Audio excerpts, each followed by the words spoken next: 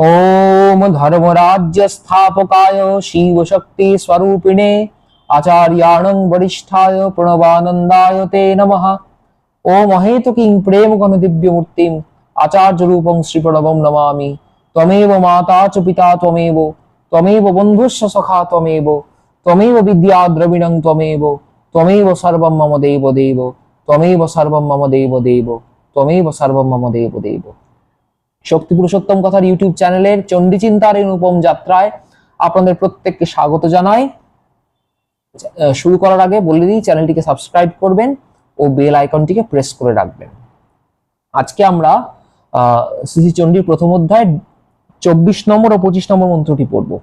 24 নম্বর মন্ত্রটি হচ্ছে রাজবাচ আর 25 নম্বর মন্ত্রটি হচ্ছে রাজবাচ মানে রাজা বলছেন, আর 25 নম্বর মন্ত্রটি হচ্ছে यैर्निरस्तो भवाब्लुब्धै पुत्रदारादिभिर्धनैः तेषु किं भवतः स्नेहं मनुबध्नाति मानसम।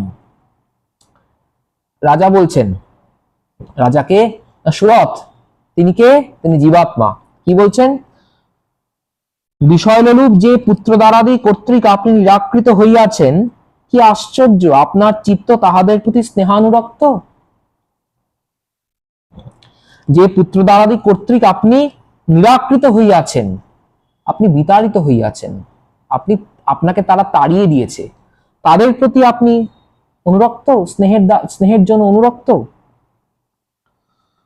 অ্যাকচুয়ালি কি বলুন তো, ব্যাপারটা সমাধির ধর্ম হলো আত্মাকে জানা, আত্মতত্ত্বকে জানা। মনের ধর্ম হলো চঞ্চলতা, বিষয়কে জানা।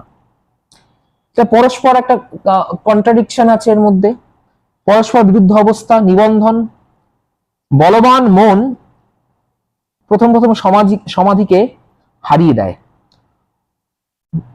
তৎসত্ত্বেও সমাধি কিন্তু মনের প্রতি অনুরাগ পরিত্যাগ করতে পারে না।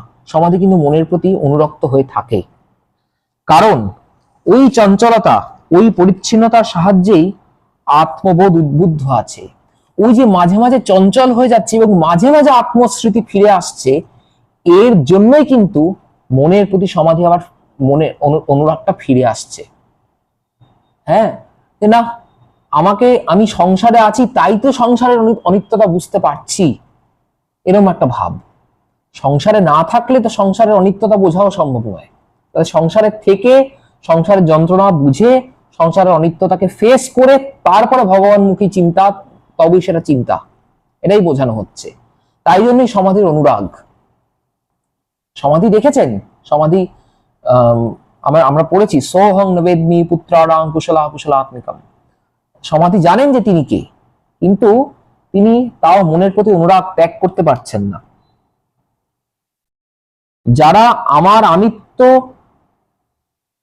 বজায় রাখার প্রধান সহায়, তাদেরকে সাধনার অন্তরায় এটা জেনেও নিতান্ত নির্দয়ের মতো তাদের প্রতি স্নেহশূন্য হওয়া প্রথম অবস্থায় সমাধির পক্ষে তাই বড় শক্ত ব্যাপার। সম্যকভাবে ভগবদ্ভাবে বিভোর না হতে পারলে, দেহাত্মবোধ সম্পূর্ণ শিথিল না হলে এটা সম্ভব নয়। ইন্দ্রিয়ের ধর্ম পরিত্যাগ করেও যখন জীব আমিত্বকে বাঁচিয়ে রাখতে সমর্থ হয়, তখনই তাদের মায়া পরিত্যাগ করতে সমর্থ হয়। খুব ইম্পর্টেন্ট কথা, ইন্দ্রিয়ের যে ধর্ম তাকে পরিত্যাগ করেও জীব নিজে অহংকে বাঁচিয়ে রাখবে, সেই অহং তখন মহামায়া। তখন সমাধি কিন্তু একদম কমপ্লিটলি অনুরাগ শূন্য, অনুরক্ত, মানে তার যে অনুরক্ত ভাব যে স্ত্রী পুত্র এদের প্রতি থাকবে না। রাজা সুরথ এটাই জিজ্ঞেস করছেন। তো দিনের শেষে কি বলবো, সমাধির মতো আমাদেরও তো সেই অবস্থা হবে একদিন।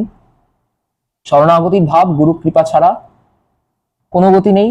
গুরু কৃপা হি কেবলম, গুরু কৃপা হি কেবলম। পরিশেষে বলি, শরণাগত দীনার্থ পরিত্রাণ পরায়ণে সর্বস্যার্তি হরে দেবী নারায়ণী নমস্তুতে, জয় নারায়ণী নমস্তুতে, জয় নারায়ণী নমস্তুতে। জয় গুরু, জয় গুরু, জয় গুরু।